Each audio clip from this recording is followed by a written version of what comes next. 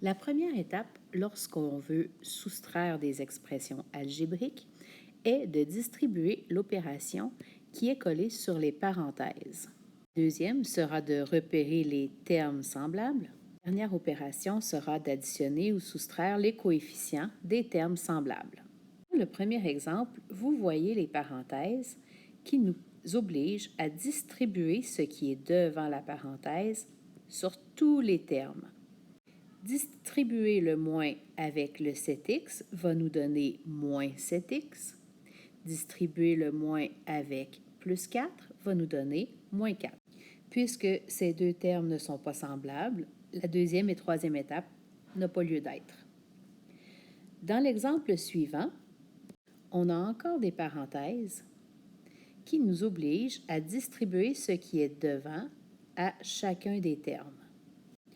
Le 9b et le moins 6 resteront comme ils étaient, alors que le moins avec le 3b donnera moins 3b et le moins avec le moins 6 donnera plus 6. Les termes semblables sont 9b et moins 3b qu'on pourra additionner, ainsi que moins 6 et plus 6 qui sont deux termes constants. 9b et moins 3b nous donnent 6b. Moins 6 plus 6 donne 0. Donc, vous pouvez écrire plus 0 ou vous pouvez ne pas l'écrire. Dans le dernier exemple, on a encore des parenthèses qui nous obligent à distribuer l'opération sur chaque terme à l'intérieur.